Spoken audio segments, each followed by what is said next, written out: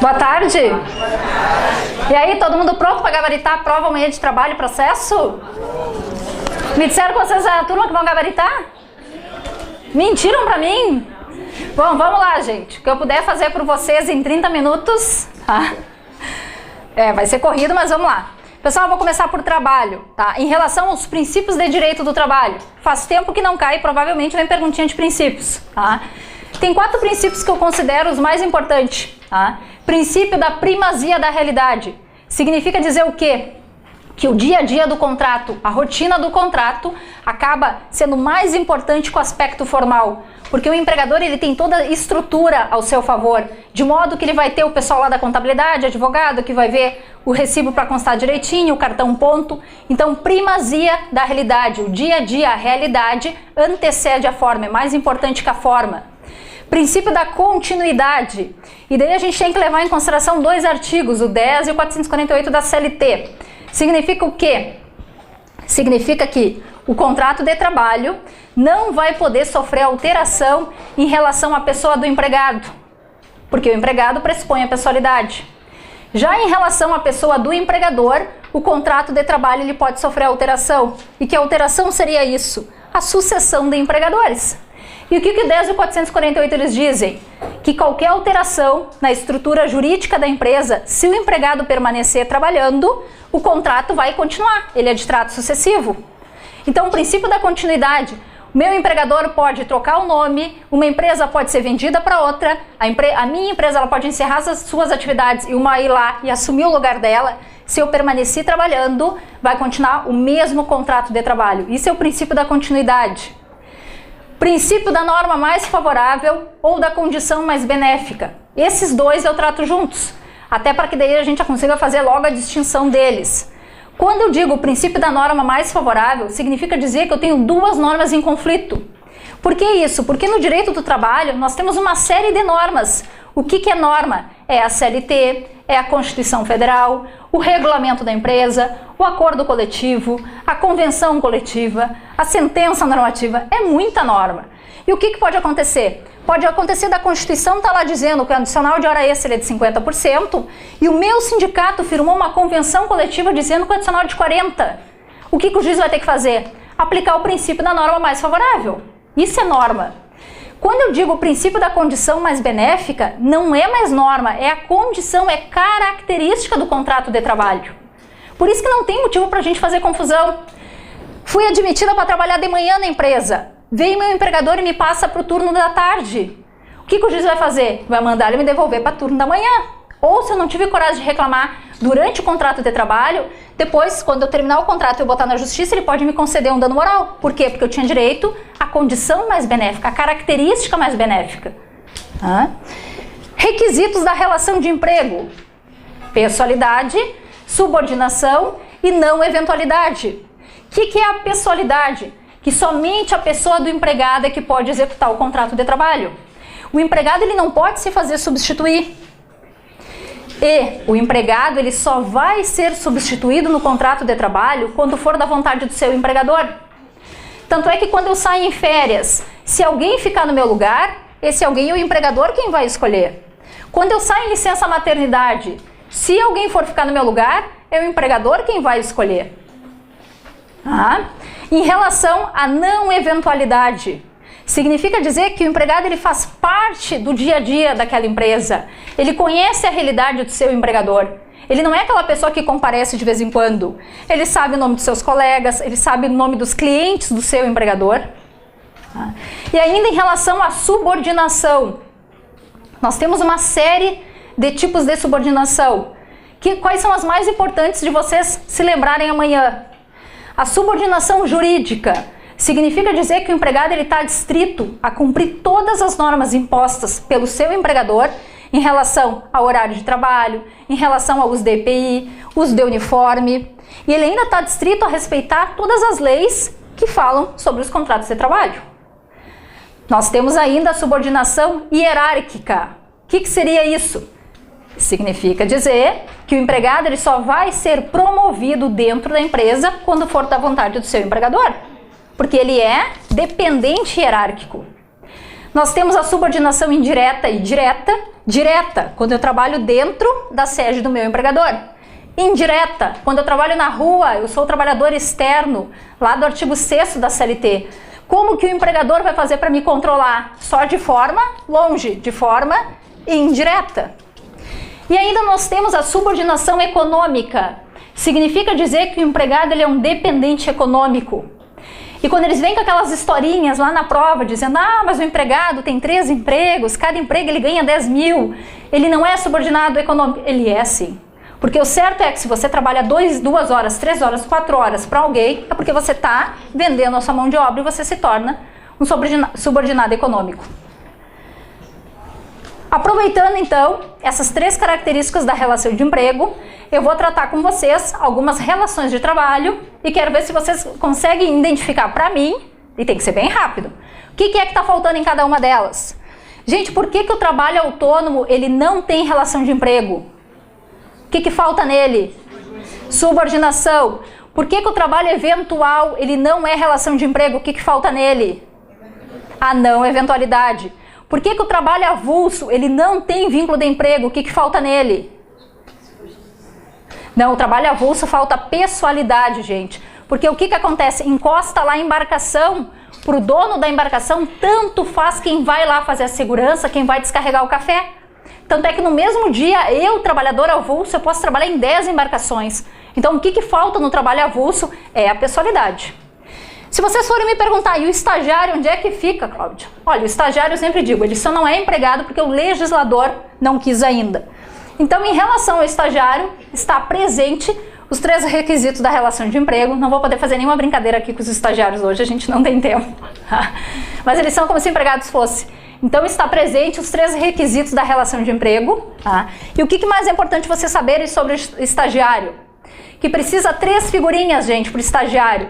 O estudante, a escola, que é a instituição de ensino, tá? E o local, que é a empresa de estágio que vai prestar o estágio que vai fazer a fiscalização.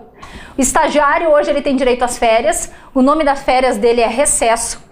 Se ele trabalhar menos de 1 ano e esse contrato for rescindido então antes, ele vai ter direito a ser indenizado pelo recesso. O recesso ele é proporcional. O estagiário ele só não tem direito ainda em relação às férias à questão do 1/3. Grupo econômico. Tá? Nós temos 2 tipos de grupo econômico. O grupo econômico por subordinação e por capital. O artigo 2º da CLT adota o por subordinação. Significa dizer que nós temos uma empresa que é a controladora e as demais empresas estão adstritas a essas, tem que respeitar as regras dessa. E o grupo econômico por capital, né, significa dizer que nós temos uma empresa que é detentora do capital e ela simplesmente escoa capital pelas demais. Tá? A CLT adota por subordinação e, via de regra, o que eles costumam pedir na prova é o por subordinação. O que é importante vocês ainda saberem sobre o grupo econômico? Vai uma pergunta. Saiu uma sentença de procedência de uma reclamação trabalhista e o juiz reconheceu o grupo econômico e eu vou e recorro contra essa sentença. Eu, empresa do grupo econômico, e a outra empresa do grupo econômico também recorre e nem eu nem ela a gente se insurge contra a condenação de grupo econômico. Ambos vão precisar fazer depósito recursal ou depósito de uma a proveito da outra. Eu não tenho prova amanhã. Sim, gente, o depósito de um a proveito da outra, porque a responsabilidade é solidária. No grupo econômico, a responsabilidade é solidária. Se elas não estão se opondo o reconhecimento como grupo econômico, o depósito recursal de um aproveita o depósito recursal de outra. Contratos para o prazo indeterminado e determinado. Indeterminado tem data para começar e não tem data para terminar. Porque a relação de emprego ela é de trato sucessivo, sempre o ônus da prova em relação ao fim do contrato de trabalho é da pessoa do empregador. Mesmo quando o empregado pede demissão, o pedido de demissão tem que ser por escrito, porque o ônus da prova é do empregador.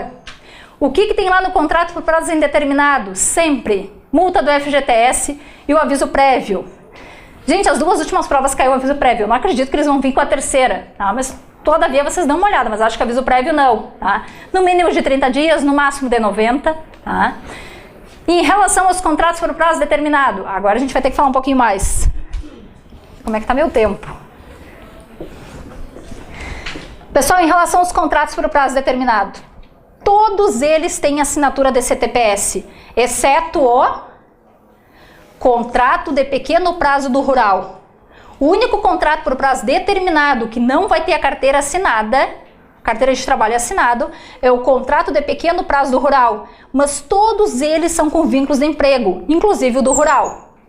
Primeiro contrato, o contrato de experiência, no mínimo de 30 dias, no máximo de 90. Dentro desses 90 dias, admite uma única prorrogação, tá? Desde que não ultrapasse os 90. Tanto a admissão quanto a prorrogação tem que constar na CTPS do empregado. Tá? Em relação ao contrato por prazo determinado lá do 443 da CLT, no máximo de 2 anos. Dentro desses 2 anos, apenas uma prorrogação. E o empregador só vai poder contratar pelo 443 da CLT quando houver demanda de serviço e que essa demanda de serviço seja uma situação atípica, transitória. Exemplo, a empresa quando está abrindo uma filial e tem que fazer uma instalação de software, uma instalação elétrica, hidráulica, é algo que não faz parte da rotina. O outro tipo de contrato que o pessoal faz confusão do 443 da CLT, que é o da Lei 9.601 de 98. Tá? Esse contrato, para ele existir, obrigatoriamente tem que ter norma coletiva autorizando, para a empresa poder contratar por esse tipo de contrato. Ele é no máximo 2 anos e dentro desses 2 anos admite inúmeras prorrogações. O empregador que for contratar por esse tipo de contrato, tá? Ele pode contratar para qualquer atividade dentro da sua empresa.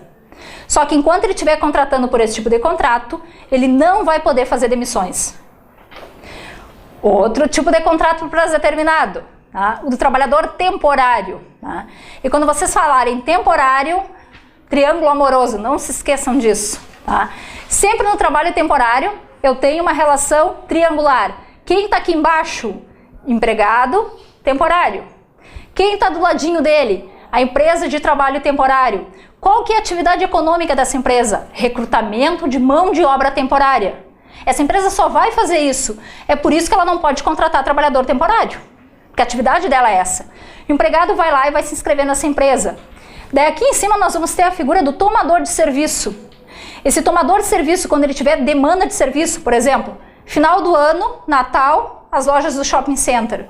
Daí esse tomador de serviço vai procurar a empresa de trabalho temporário e vai dizer, eu quero 5 trabalhadores temporários. O trabalhador temporário ele vai trabalhar na sede do tomador de serviço, só que o vínculo de emprego, gente, é aqui embaixo. Não se esqueçam disso. O vínculo de emprego do trabalhador temporário se dá com a empresa de trabalho temporário, em que pese ele trabalhar na sede do tomador de serviço.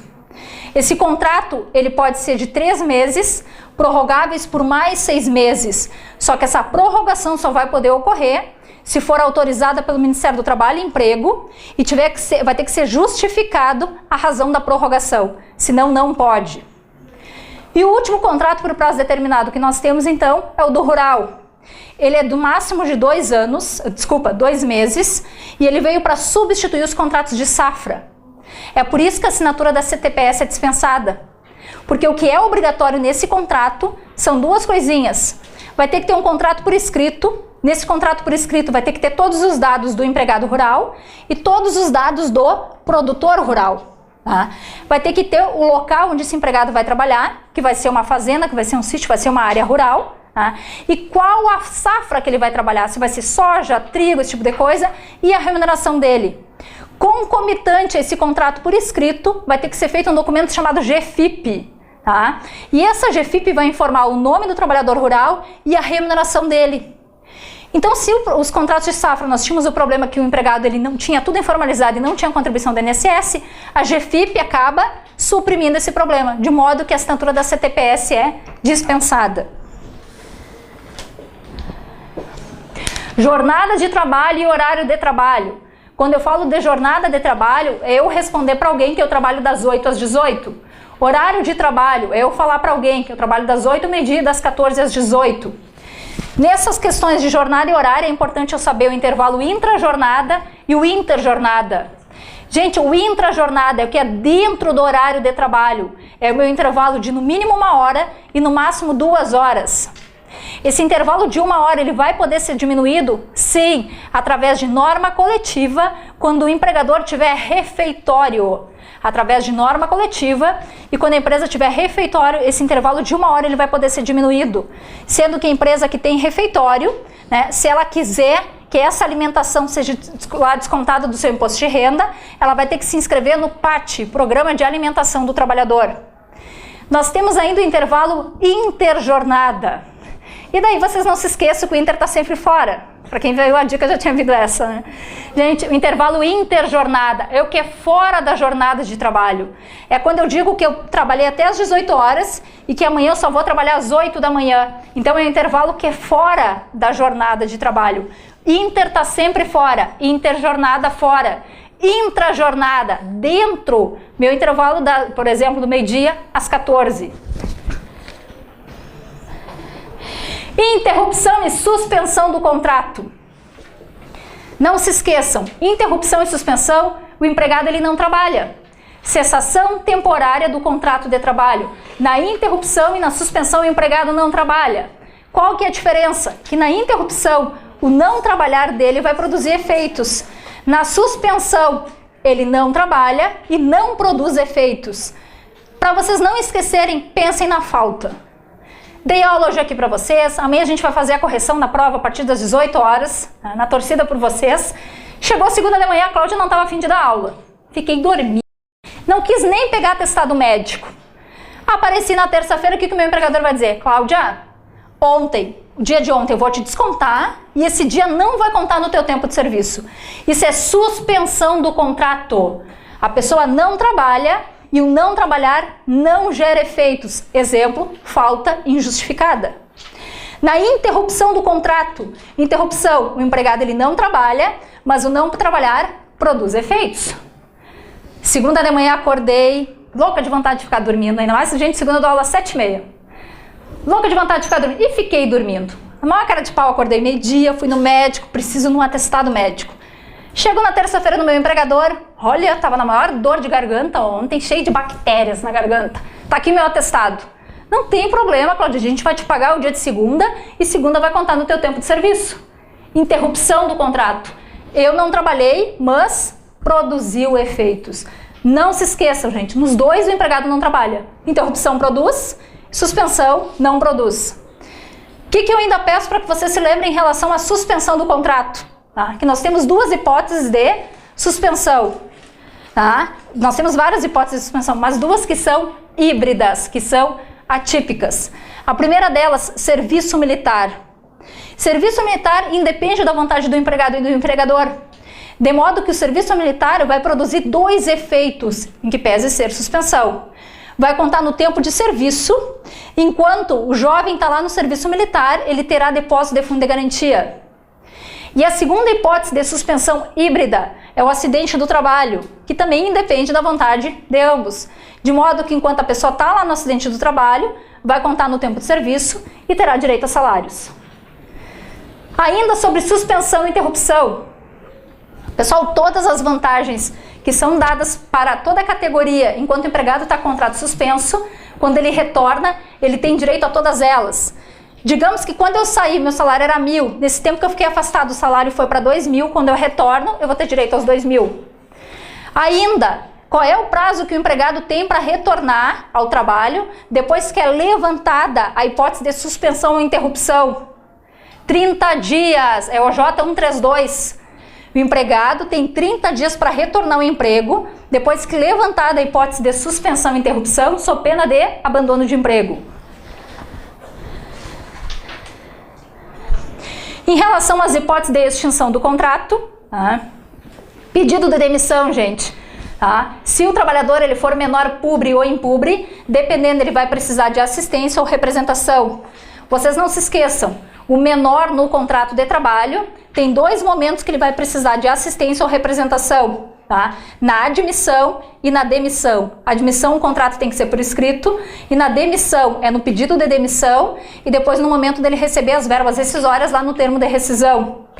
Factum principis é quando vem uma leizinha e põe fim à atividade econômica do meu empregador. Daí vocês se lembrem lá das casas de bingo, a primeira vez que veio a proibição delas. O que acontece? Eu, empregador, era uma casa de bingo, veio uma lei e disse que casa de bingo é proibido. Factum principis. Processo do trabalho. Em relação à capacidade, quem pode entrar com uma ação trabalhista? O empregado a partir dos 18 anos, e se ele tiver menos de 18, se ele for publi, assistido, se ele for impubri, representado. Se ele não tiver nem assistência e representação para entrar na justiça, quem poderá assisti-lo ou substituí-lo?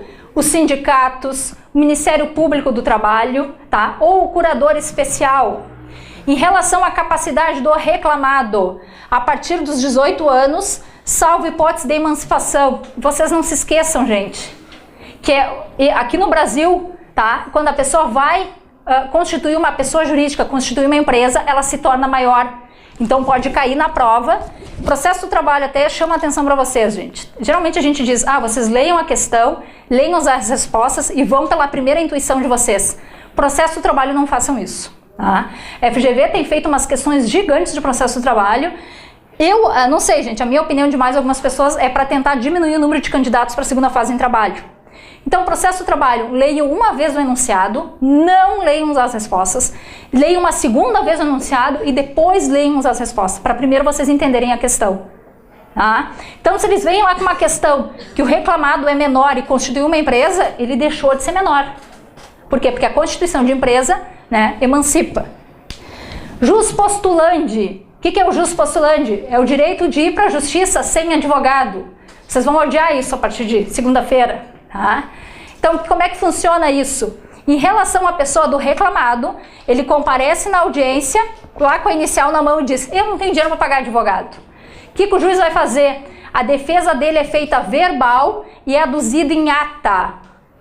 Gente, esse reclamado, ele vai poder inclusive recorrer sem advogado, exceto recurso especial, recurso extraordinário e recurso de revista. Nesses 3 recursos ele vai precisar de advogado. Afora esses 3, ele pode demandar no processo de trabalho sem advogado. Em relação ao jus postulandi do empregado, como é que funciona? Ele vai comparecer lá na distribuição da Justiça do Trabalho e vai dizer, eu quero fazer uma reclamação. Daí, como a distribuição é automática, né, a pessoa da distribuição vai entregar para ele o número do processo e a vara onde ele tem que comparecer. Ele tem 5 dias para comparecer nessa vara que foi indicada para ele. Lá ele vai levar os documentos, vai ser atendido, gente, pelo diretor, tá, da secretaria e ele vai colocar todas as reclamações que vão ser aduzidas a termo e ele vai assinar ao final. Digamos que passou os 5 dias, eu não compareci e eu não apresentei atestado, eu tenho que esperar 6 meses para poder entrar com outra reclamação, tá? É a penalidade que tem. Em relação ao preposto da empresa, quem é que pode ser preposto de empresa? Qualquer empregado ou sócio ou diretor. Exceção, o empregador doméstico, ele vai poder se fazer representar por qualquer familiar, porque a empregada doméstica presta serviço para todas as pessoas que convivem naquele ambiente familiar, bem como, gente, a empresa de pequeno porte ou microempresário, porque a Constituição estendeu esse direito a eles. Então, se eles não tiverem empregados, eles vão poder se fazer representar na justiça com alguém que tenha procuração pública. Juntada de procuração, né, após o recurso. Recurso ordinário, o prazo são de 8 dias. No 5º dia eu fui lá e protocolei o meu recurso ordinário. Eu posso protocolar, gente, a procuração depois, desde que meu prazo não tenha encerrado. Então, no 5º dia eu protocolo o recurso e no 8º dia a procuração. Isso não tem problema. Só que a procuração tem que ser protocolada dentro do prazo do recurso. Procedimentos. Nós temos 3 procedimentos no processo do trabalho. Procedimento sumário, que é para as causas até 2 salários mínimos. Então, o pedido vai ter que ser certo e determinado para que o juiz veja se é caso de procedimento sumário ou não. Tá? A sentença, gente, vai ter que ser líquida, porque como o pedido é líquido, a sentença vai ter que ser líquida. Então, não cabe liquidação de sentença no procedimento sumário. Só cabe recurso no procedimento sumário sobre matéria constitucional. Repito, só cabe recurso no procedimento sumário sobre matéria constitucional. Nós temos ainda um segundo procedimento, procedimento sumaríssimo, que é para as causas até 40 salários mínimos. Também a minha inicial vai ter que ser líquida, pedido certo e determinado, porque para o juiz ver se a minha ação está dentro dos 40 salários mínimos. No procedimento sumaríssimo, a audiência é una. O que é audiência una? O juiz vai ter que propor a conciliação e depois vai ter que fazer a colheita da prova oral. Cada parte só pode levar 2 testemunhas. Como que funciona se eu preciso que a minha testemunha seja notificada? Gente, eu vou ter que colocar lá no inicial para o juiz por que eu preciso que o fulaninho seja notificado. Vou ter que colocar a justificativa. Se eu coloquei e ela não comparecer, daí a hipótese de adiamento da audiência, porque senão a regra é que a audiência seja una. E nós temos ainda o procedimento ordinário, que é para as causas acima de 40 salários mínimos, e tudo aquilo que está lá na CLT em relação ao processo do trabalho, bem como no CPC, onde ele se aplica de modo subsidiário, se aplica ao procedimento ordinário. O número de testemunhas são 3. Em relação à contestação, 2 minutos. Em relação à contestação no processo do trabalho, ela é entregue em audiência. Em relação à compensação, gente, o que é compensação? O empregado, lá no termo de rescisão, ele saiu me devendo R$500 e eu quero compensar isso. Então, é matéria de defesa lá na contestação e eu vou pedir a compensação do que ele está me devendo. Reconvenção, cabe de forma bem pacífica, gente, não tem a menor discussão que cabe reconvenção no processo do trabalho. Só vocês, uma coisinha, tem uma reclamatória trabalhista e eu entrei com uma reconvenção. Se o autor desiste da reclamação trabalhista, a reconvenção permanece? Sim, são ação autônomas. Em relação aos recursos, nós temos o recurso ordinário.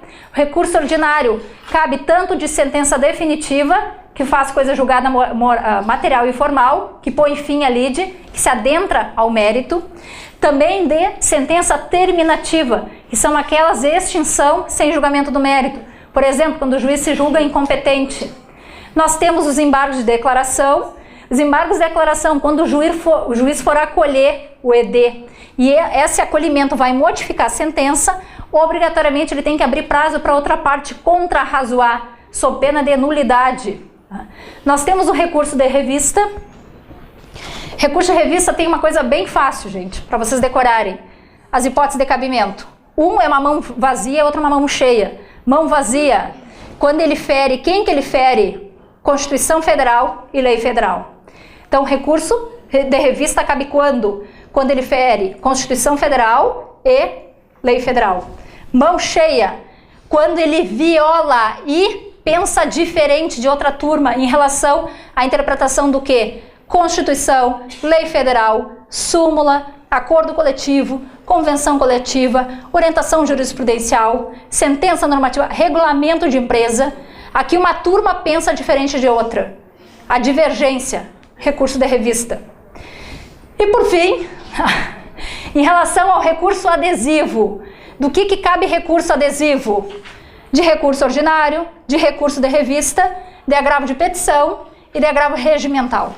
Tá? Agravo de petição serve para quê, gente? Impugnar a decisão da execução. Ó, agravo de petição, execução. Petição, execução. Vem uma decisão de embargo de terceiro, vem uma decisão de embargo de devedor e eu quero me insurgir. Agravo de petição.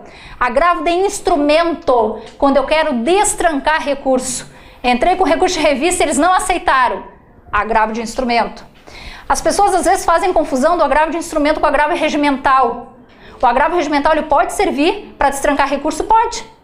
Mas isso é do regimento interno do TST, é somente nas hipóteses previstas no regimento interno do TST.